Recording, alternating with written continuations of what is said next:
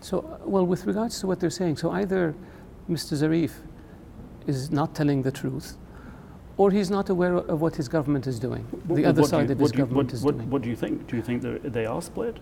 We know that there is a part of the Iranian government that projects an image of wanting to talk to the world, but they don't seem to have influence. And there's another part of the government that wants to expand the revolution and take over the region, and they don't want to talk. And so it's like two faces of the same coin. And from our perspective, from your assessment, who is winning that at the moment in Iran? I can't establish this for a fact, but what we have seen is that Iran's aggressive behavior has increased, not decreased. Iran's threats to the region and to world energy supplies have increased, not decreased. So the hardliners are on the rise in Iran. It appears so. So what do you want Iran to do now? And if their politicians who are in New York this week don't represent the country, what can they do? We want Iran to behave like a normal nation. We want Iran to stop being a revolution and be a nation state.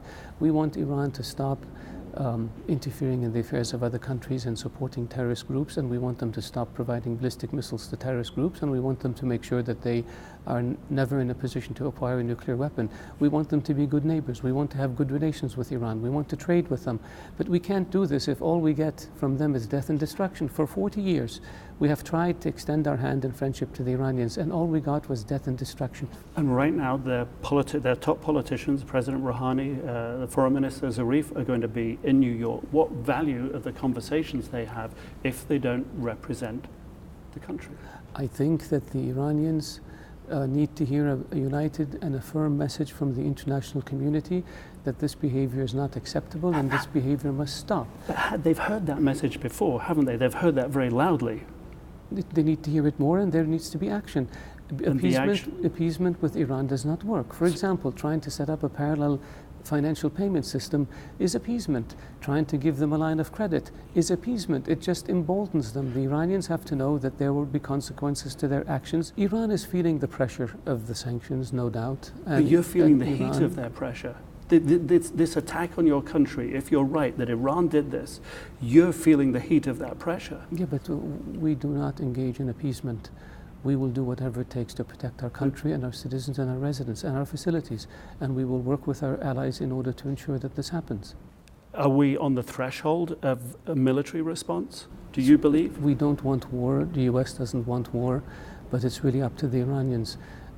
If they keep continuing along this path, then they risk the possibility of military action. But nobody wants war. Everybody wants to resolve this peacefully, and the end result has to be an end to Iran's aggressive policies. I don't see the difference at the moment, if you don't mind me saying, of Iran producing these weapons and then waiting for an investigation to find out where they were fired from, because surely it all amounts to the same thing, that you're going to come to the same point. Eventually, are you playing for time by saying that we're investigating right now when you perhaps have a very strong inclination?